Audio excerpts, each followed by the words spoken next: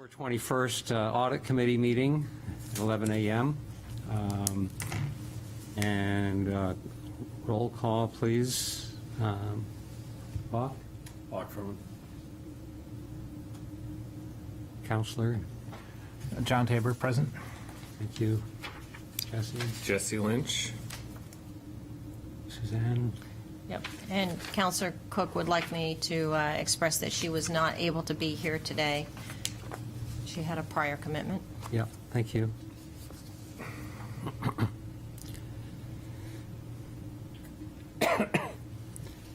Okay. So,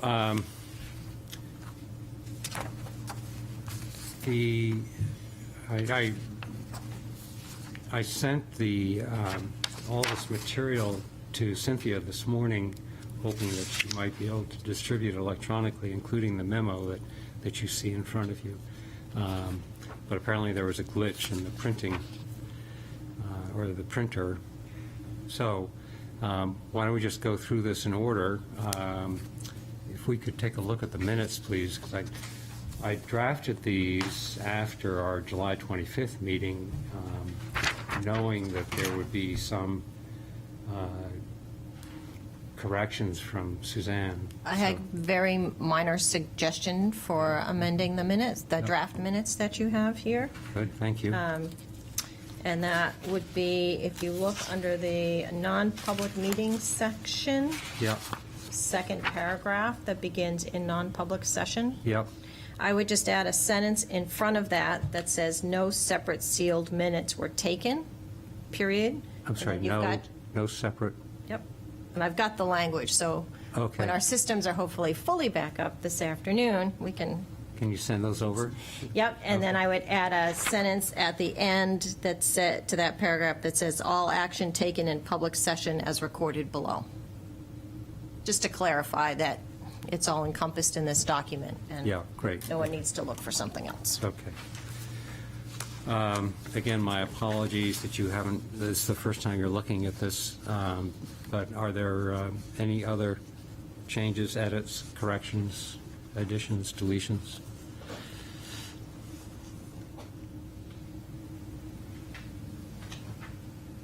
I'm trying to remember the discussion around the interim meeting with the auditors,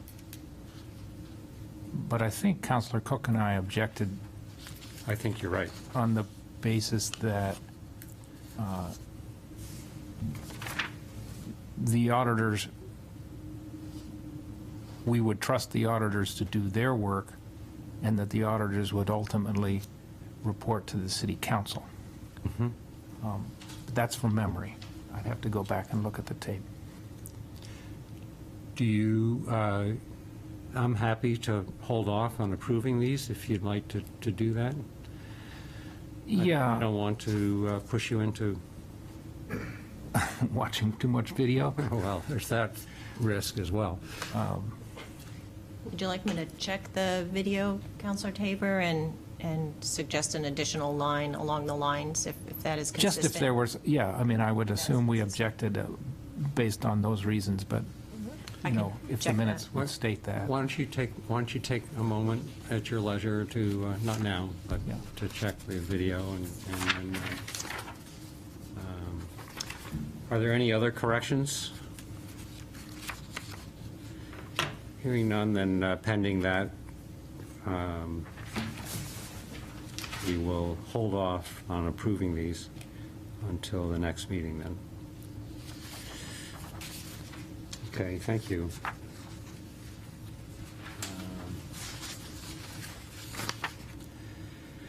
So, I became aware of the mayor's desire to get feedback on the proposed auditor rotation policy from that he had asked what the audit committee felt about it. And so I drafted this memo to him for my opinions on the auditor rotation policy. I'm certainly open to hearing from the committee in terms of your thoughts. And so that I want to use this as a starting point, so at least we get something on the ground. So, Jesse, did you have? I guess I would first ask Councilor Tabor to kind of explain the rationale for proposing this at the governance committee. Sure. Why did you use that mechanism? My initial reaction is that the audit committee members would be best positioned to understand the market dynamics as it relates to auditors in New Hampshire, and then just as closer experts on audits in general, it would be something that this committee would ponder rather than the governance committee. Well, I think it goes without saying that the issue of the Portsmouth having the same auditor for more than 20 years has been voiced often and loudly. And we thought, we took that up in the governance committee. Councillor Cook looked at some best practices, both private industry and public. We also, in our discussion at governance, recognized that much as we'd like to have competitive bidding every 5 years, there could only be one bidder.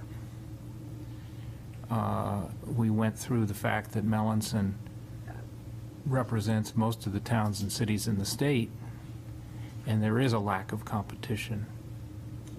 So the product that we eventually ended up with was something that set us on a course as a city of having an RFP process every year, but recognizing that if only one bidder occurs, or if the field really only has two bidders, and you might face the choice of A or B, and then next 5 years, if you had A, you get B, or if you had B, you get A.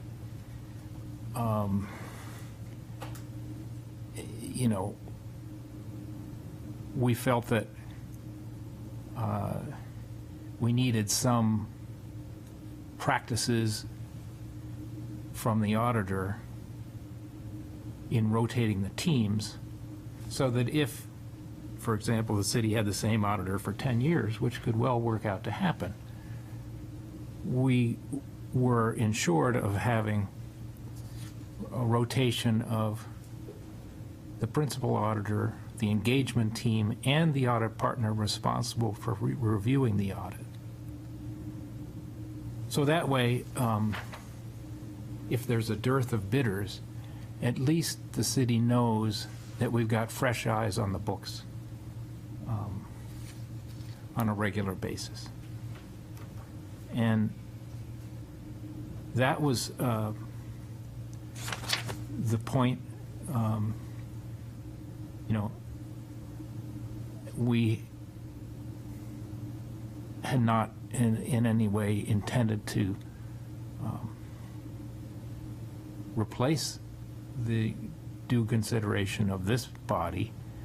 In fact, it was the mayor's strong opinion that this should be referred, and he asked for a motion for that. You know, the governance committee, like this body, recommends, and then the council reviews and discusses and deliberates, and in that deliberation, you know, the sentiment was, and the vote was, to bring it here. So that's the process that we went through. My own feeling is this would make things a little bit better in terms of deepening the requirements for fresh eyes in the books. It can't hurt, it probably could help a little bit. So that's where we ended. Jesse, do you want to follow up? Yeah, I guess I don't understand what it accomplishes and why it emanates from the governance committee. I think this committee, however it's composed going forward, its job is to ensure that the audit is independent, and as part of that will require partner rotation, will take into consideration market-based realities. So, on the surface, and I've just learned of this, it doesn't seem like it accomplishes much and could put restrictions on this entity going forward. But Well, again, it's still digesting the proposal. right. Well, you know, the intent was to, since the governance committee is made up of 3 city councilors, and the responsibility for the audit is a city councilor responsibility. As a result of all the time that's been spent on auditing over the past year and a half, and the result of the discussion in this committee, the governance committee, as 3 members of the council, said, maybe we can improve this. And that was the intent. And, you know, now we go to the next step in the deliberation, which is to bring it here. So, Mark, do you have thoughts, or? No, I think I agree with Jesse. And,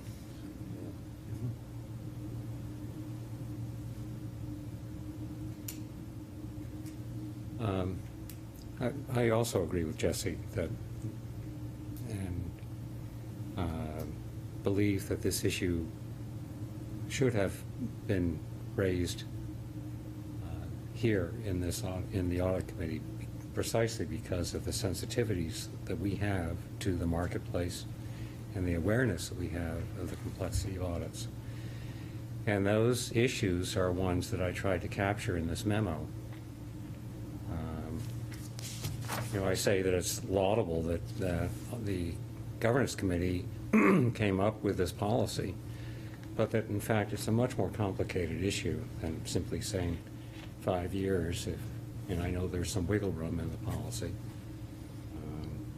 But that in point of fact, what the audit committee needs to be doing is looking not only in New Hampshire, but outside of New Hampshire for potential auditors, because Xing out Melanson, there are not very many auditors in the state that are capable of dealing with Portsmouth and providing what I highlight here, which is the depth. And just for your help, John, the number 1A is where I cite that whichever firm is hired, there needs to be a demonstrable depth of skills, that there should be at least 3 teams that can be fielded to serve the Portsmouth's needs. Each team serving for 3 years before it gets rotated out. So that would potentially stretch to 6 years. And that there is a 3rd team that's held at the ready in case some problem arises with one of the other 2 teams. So is 5 years the magic number? I understand GFOA recommends that. This would suggest 6. But you know, clearly what I'm focusing on here is that the audit committee really needs to look for the professional staff depth in the candidate auditor that's chosen. And as I also point out,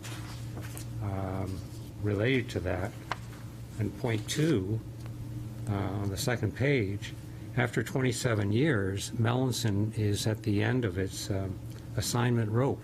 It doesn't have that staff depth.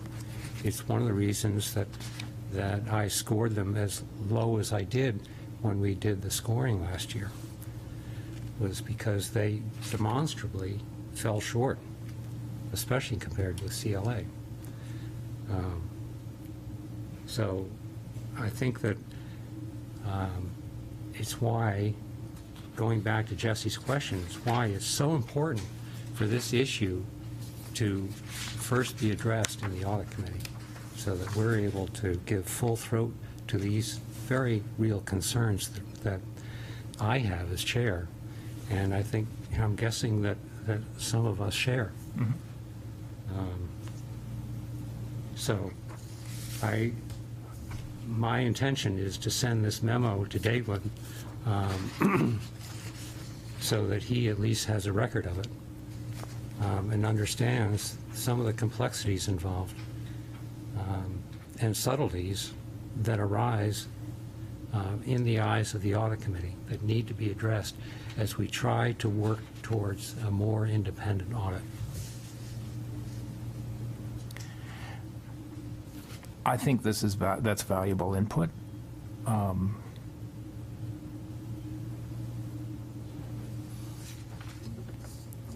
I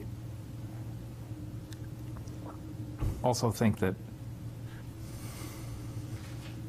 the audit committee has and will once again be the place where the city rests the analytical skill and experience to judge the bidders. In this case, we have 2 bidders, right? For the next I'd rather next not round. talk about the bids until we get into non-public session. Okay. Yeah, so I think your point is well taken and should be weighed in the council's deliberation of the policy. And I just wanted to emphasize, one, this was an effort by the governance committee to address the fact that we have been criticized as a city government for having the same auditor for too long and not having fresh eyes on the books. And that is an issue that I think first and foremost resides with the audit committee as we strive to try to correct that problem. Right. And 2,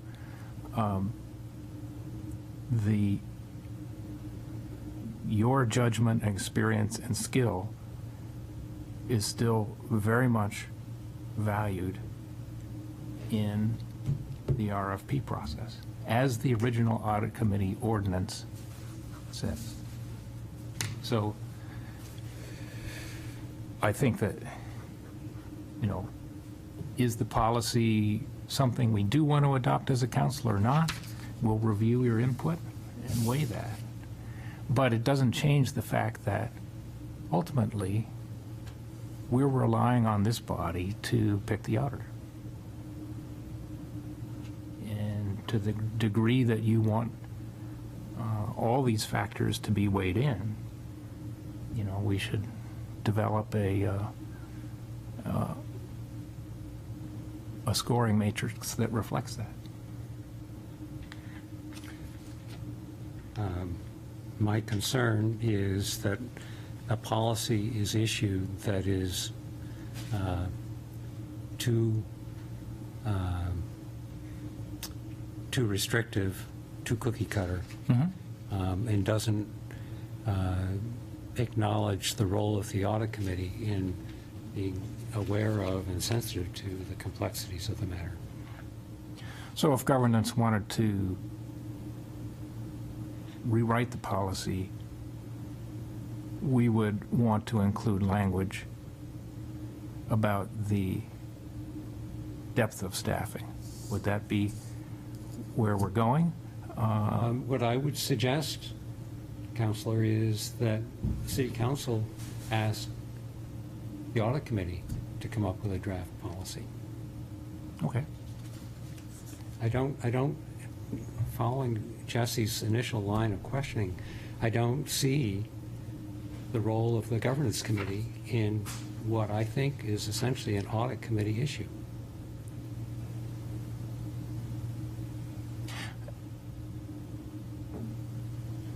Yes, and to reiterate, these are both advisory bodies to the council.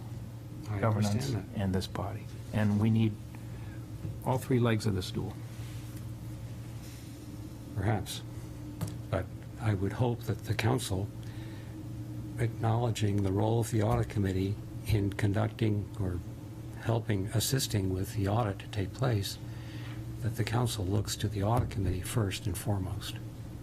That's why it's referred right here, right now. Well, that's not how this unfolded. Okay, so I will go ahead and send this off. I'll do it under my name, because I don't want to, I don't think it's fair to everyone present for me to ask for a vote approving this without everyone having more time to consider it. But I'll send it to the mayor under my name and let him know that we discussed this at this meeting. And that will inform a further discussion on the policy. And it may be passed as it now is. It may be referred back for this committee to rewrite it. It may die. I don't know what will happen. Right. Okay. Yeah, I would just add, and I think Chair White said this, I think the takeaway from my perspective is if the city council feels like it needs to make a public policy statement around audit parameters, it should look to the audit committee for a draft suggestion of those parameters. If the point is to, we created the audit committee, which is a good first step. If the second step is we need to codify some language that shows our seriousness about an independent audit even further, that draft language should come from this body and not the governance committee. I would simply, yes, I respect that. But I would also point out, in the many months of discussion about the city having the same auditor, no policy recommendation has come forward from this body to have as GOFA recommends, a 5-year RFP process. No recommendation has come from this body about rotation of auditors within the firm. So we felt there was something to be addressed in the governance committee. Point made, but I would say that based on the vote that we took, 3-0, recommending CLA, that in essence we were recommending the rotation, and that we saw Melanson as being less than CLA in many respects. Well, I So- think those are different things. So I just want to Yeah. caution sensitivity in terms of this discussion. We've got other discussions to have relative to selection. So I'm just cautioning, there's a certain amount that has been released as part of the non-sealed minutes, but just, that's all, it's my caution. Yeah, thank you. So I think with that, then we should move on.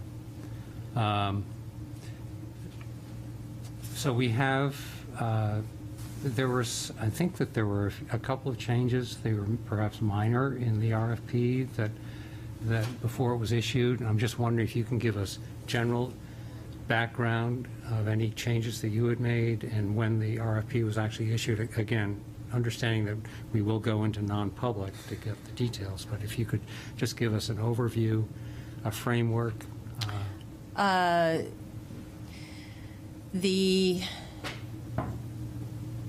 Based on the last meeting of the audit committee and the draft RFP that was reviewed by the audit committee, the change was made to include back in the weighted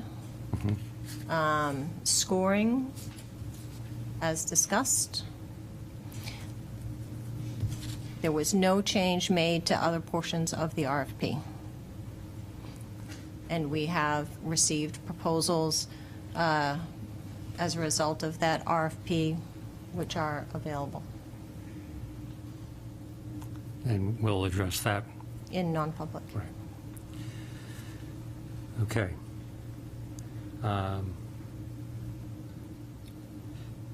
There is a provision in the RFP, which I think is important, which allows for the auditor to meet with the audit committee at least once in the RFP.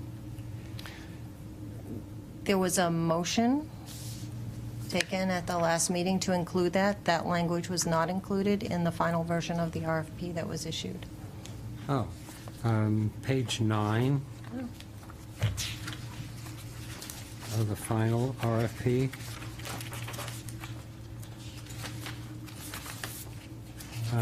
Halfway, yeah, page 9. Oh, so I did put it in. Number 9.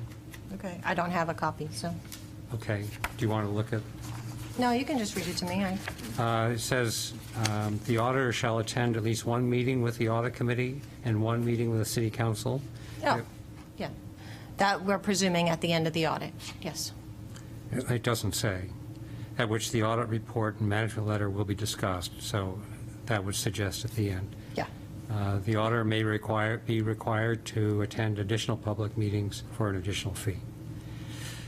So, but having a separate meeting with the audit committee is desirable. I think that that's a good first step in our quest to increase the sense of independence. I understand that the city manager should be invited to that. And I think we're premature at this point. We have proposals to look at, and we can go from there. Right. But I did take note of that, and I think it's an important element in the RFP. Okay.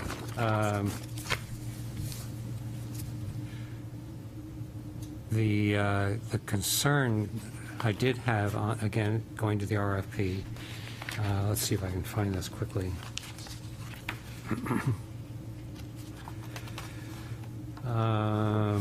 So this is 1D, 2, and 3, so I'll just read that. The auditor will be responsible for assisting with the preparation of the basic financial statements, supplementary information, compliance reports, and the city's GFOA award-winning ACFR. The Director of Finance and Administration will be actively involved in preparing the management discussion and analysis, other schedule sections, and supplementary information. The auditor will submit a draft of the financial statements to be reviewed in detail by the Director of Finance and Administration. This draft shall be submitted to the city in time to allow ample review and corrections. The act for submission deadline to National GFOA is December 31 for each respective year. So that's number 2. Number 3, the audit shall result in the preparation of financial statements from the audited records of the city with the auditor's opinion thereon. The auditor's opinion shall be expressed in the report and include reasons for qualifying the opinion, disclaiming the opinion, or rendering an adverse opinion. Are these provisions cited in lieu of any discussion of non-attest services? Is that your goal? Was that what you were trying to do here? This is not the contract, so this is just enough of a description of the scope of work to then have a conversation with the successful audit firm, the highest-ranking audit firm, and reach a final contract. So I think we could have those discussions in non-public. So, when it's appropriate, when we have a, okay, but what concerns me is that there's a gray area between the role of the auditor in actually reviewing and analyzing the financial statements and their role in preparing them. And there used to be a bright line saying that this was non-test services, and then the auditing function was the test services. Now it's sort of mushed together.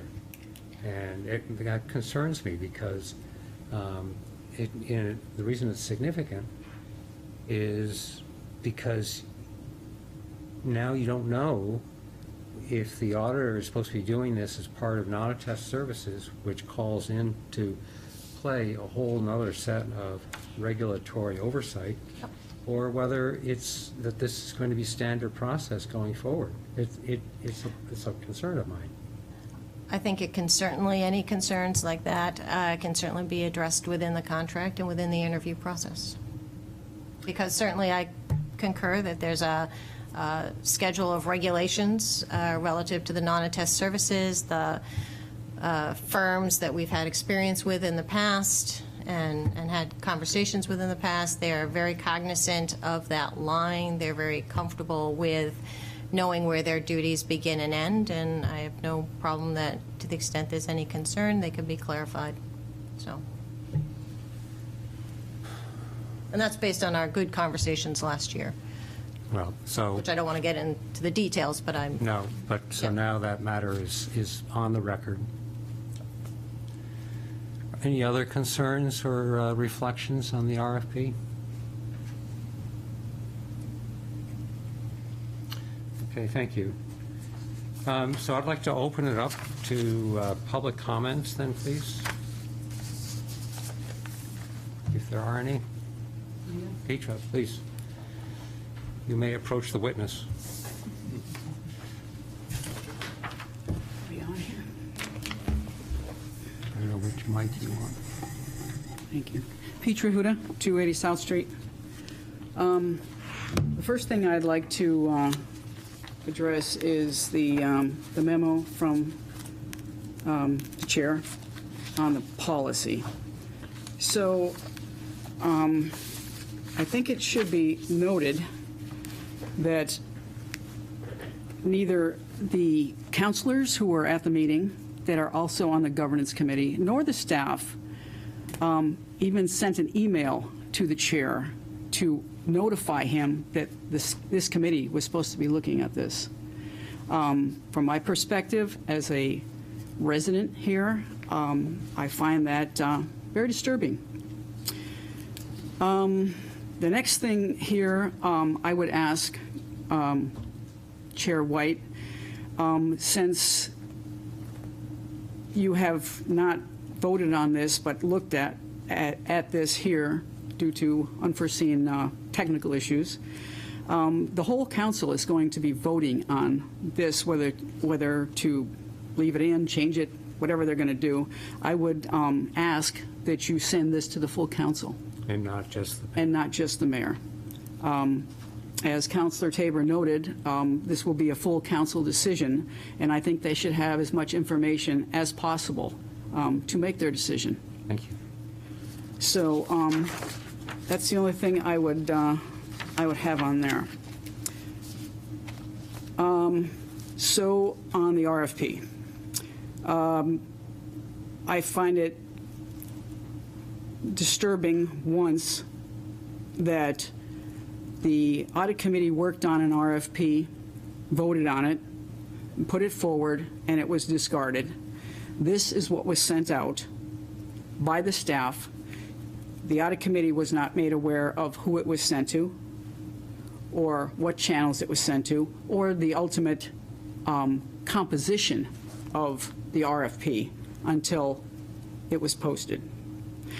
And I still find it very concerning that it was put back in that the auditor were responsible for assisting in the preparation of the basic financial statements, supplementary information, compliance reports, and their CAFR. So what this tells me is when you do an audit, the basic financial statements are the starting point for everything. And it seems that what we have on staff can't even provide the basic statements without assistance. That's very concerning. I think we have the same problem we had when we came in to look at this in the beginning. The auditor is still preparing the statements and then auditing it. We have no idea of where the separation of duties here are. I also sat in on a discussion with Elena, and she assured us that everything was being done. That's why we went to non-attest services, to make it clear that everything that is being done is clear to everybody. That section was taken out of here and replaced with the old one that was in here previously. And to Assistant City Manager's point, that this will be discussed in a contract. The Audit Committee doesn't see the contract. It was not shared last year, and it was until I put in a right-to-know request for it, and it wasn't shared before that. So to say that it's going to be discussed in the contract, when you put out an RFP, this is what you're representing to all of the proposers that's going to happen. This is the most important document that they look at when you're representing what the city requires. So I find it hard to believe that whoever the proposers are this year would not be looking at this and saying, okay, this is what the expectation is for this. This is what I need to respond to. The last thing I would say is I know I'm not allowed to be in here during the non-public session, which is standard policy. But my question would be, have certain people been already notified of how many bidders there are by the response that Councilor Tabor had? And basically, do you think that's good governance after what we went through with this? So that's my input. I would look forward to an adjustment of this contract, and the transparency that's going on between city staff and the audit committee leaves a lot to be desired from the resident standpoint. Thank you. Thank you, Petra. Sue?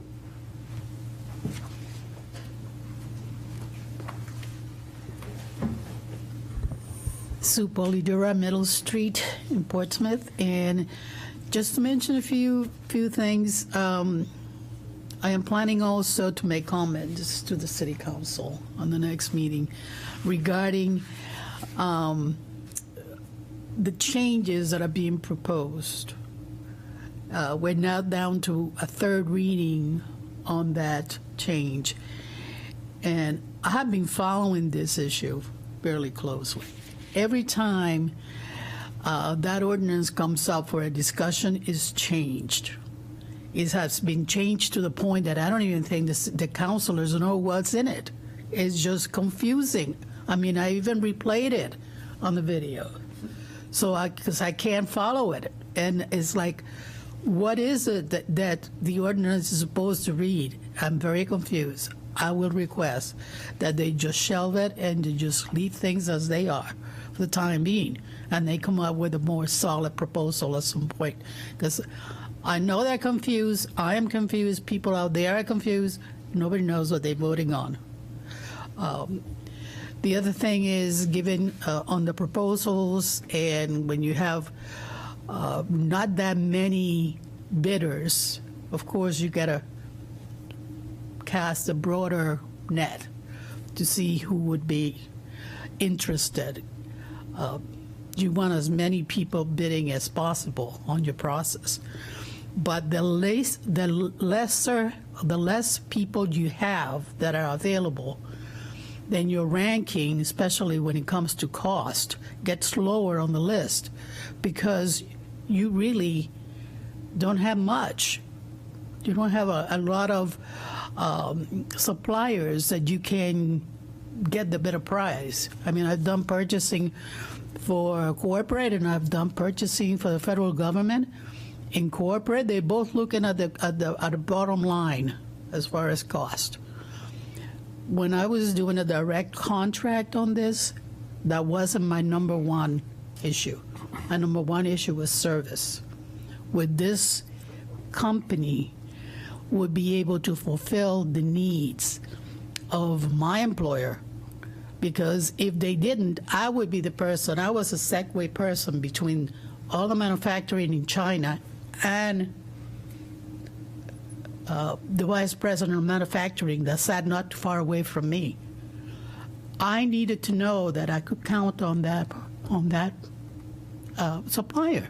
And if it costs a little bit more, I would talk to my boss and I said, okay, it can cost a little bit more, but it will offset the fact that we will get more deliverables, better time, better quality, da-da-da-da-da. So the less suppliers you have, cost cannot be number one. What you need to get from those suppliers has to be number one. And you need to have that kind of ability, the personnel that is looking at your books. Like I said, I noticed because I've been following the issue, CLA has better personnel than Melanson. All right, so those are not, apples and apples. One is better than the other, obviously.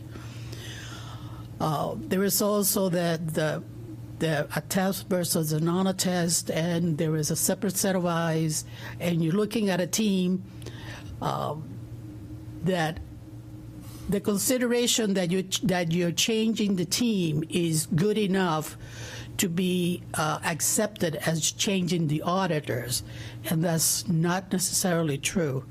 Because you can change a team, it will go from doing the audit. The team on the second floor will do the audit this year. The team on the sixth floor will do the audit the following year. It's still the same company. So they're not going to find anything wrong with the previous audit if the same employer did it.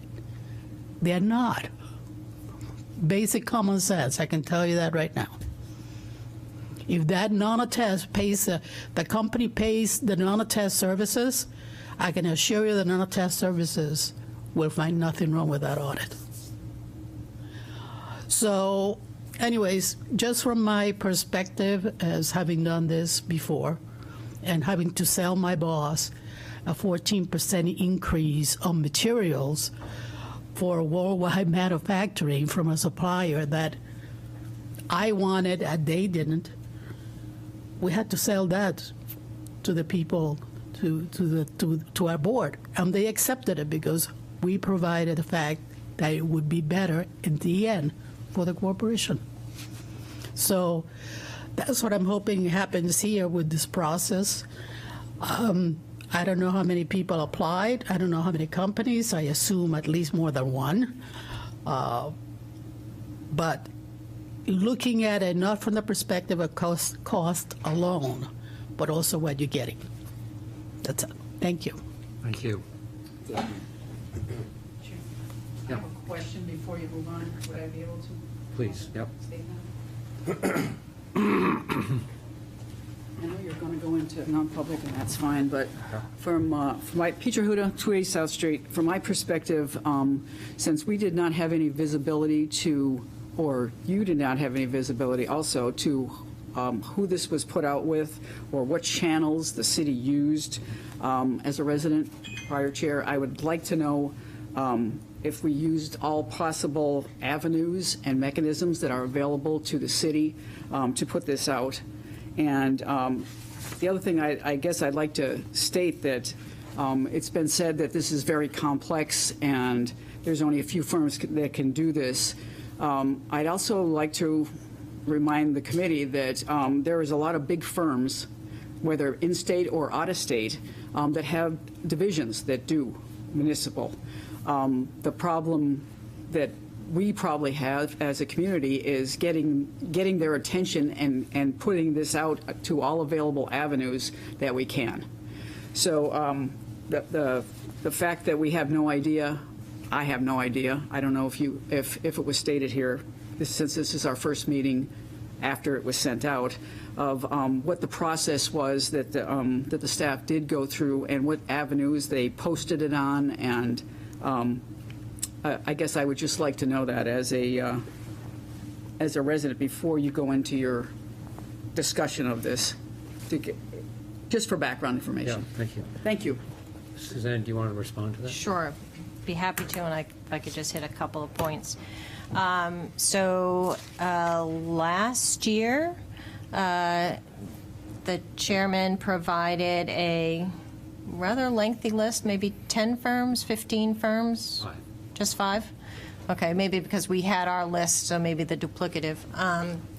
Because I know we not only contacted and made sure that the firms that you provided, Chair White, were specifically emailed, not just using very specific contacts to push out information about this, as well as a fairly lengthy list that finance has of audit firms and through like their GFOA memberships. So we did send out the RFP, gave notice of it, as well as posting it in several places as well.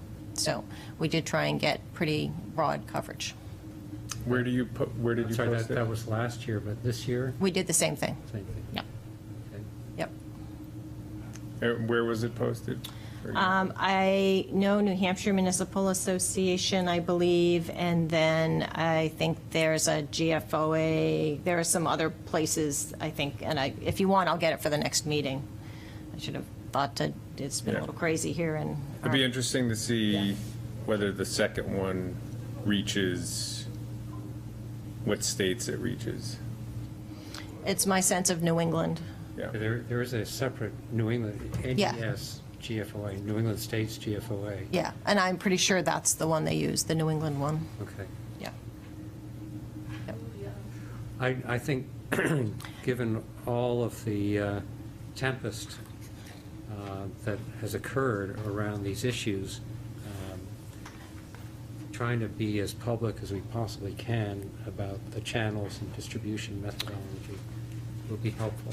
I'm happy to bring additional information on or to confirm that it was the New England GFOA along with, I think, some other resources. Yeah, okay. So I could do that at the next meeting. Thank you. And then just a couple of other points. I do not believe on the city council agenda this meeting is the policy question about that you were discussing earlier. So that was referred, as Councilor Tabor explained, to the audit committee for its input. I will note that because the composition of the audit committee is under review and possible change before the city council, it seemed better practice, frankly, to wait until the city council finished its review of the membership and how they would like that committee to proceed and be staffed before this conversation took place. But obviously, that was your call, Chair, in terms of holding this meeting ahead of that process completing. But that was why it was not referred, in deference to the fact that the city council was mid-process in possibly changing the membership of the committee. Second, I do want to point out that while there is certainly an understandable interest in fresh eyes, that from the city's perspective, and I think Melanson would be very clear that they have at all times maintained all the standards required to deliver an independent audit. We have met all our statutory obligations in terms of an independent audit, and I think it should be very clear that it has been, for these years, an independent audit. That's different from wanting a fresh set of eyes, and I just really think it's important to understand that there is no evidence that any of our prior audits have been anything but independent.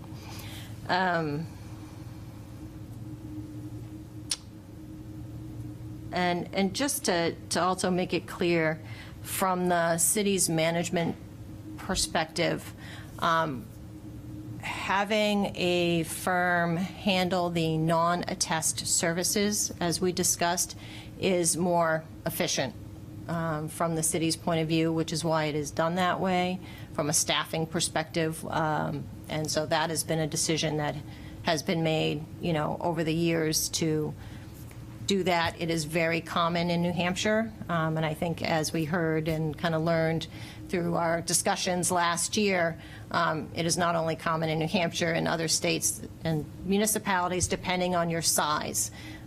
Just big enough, but not so big that it's easy to have all of the staff that you would like to perform certain functions. So it has been a long-standing sort of analysis of how do we best get to those financial statements. And it has been to use the same firm that's doing the auditing. So it is a management tool in terms of cost effectiveness rather than staffing. So I just wanted to kind of make that clear. So if I may respond to Yeah. your earlier point regarding the status of the audit committee and its uncertainty in terms of whether it's here today and gone tomorrow, I haven't been fired yet. I Excuse me, recognize that. if I may, Sorry. I haven't been fired yet. I don't think the audit committee has been reconstituted. So to that extent, we're here. And I believe that we deserve to be recognized by the city council because it was the city council that created us, and we're trying to be responsive. So the fact that we were not notified, frankly, I find to be disappointing. I'll use a nice word. But I find it disappointing, okay, that we've been treated in that fashion. And I don't think that that's acceptable, okay? And my deference was to the city council, but like I said, we're here, and you I weighed think the in. mayor, actually, my understanding was the mayor was quite clear that he wanted the audit committee to weigh in. And I agree with that. But we never heard, That was a vote. Yes. yeah, That was a vote. but we never heard. So, We do everything in public.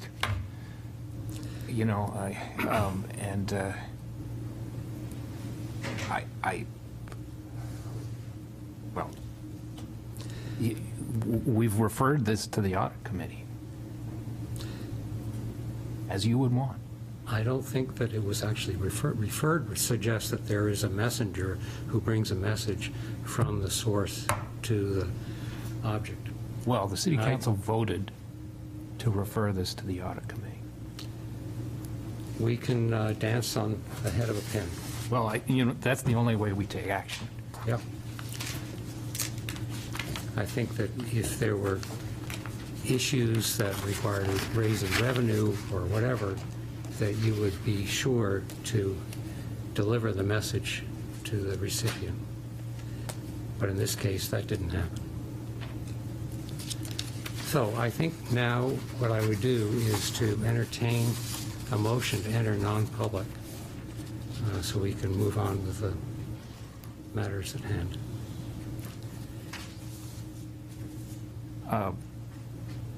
I would move that we go into non-public session to discuss confidential information pertaining to commercial or financial information per RSA 91A and 91A3.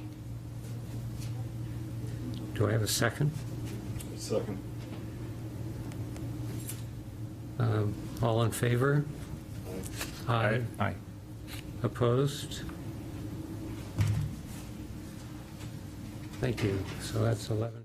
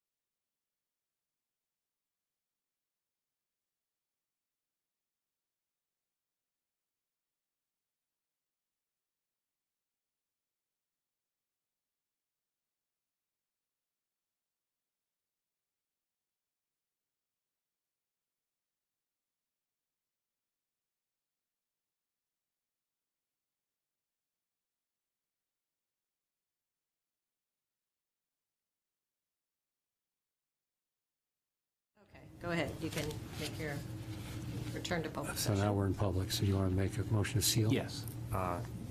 Mr. Chairman, I'd make a motion that we seal the minutes of non-public pursuant to a 91A 5 and 3. Do I have a second? Second. All in favor? Aye. Opposed? Thank you. That was, okay. All right, now I need a motion to adjourn, please. Everybody's looking at me. You're on a roll, John. So moved. Okay. Second? Second.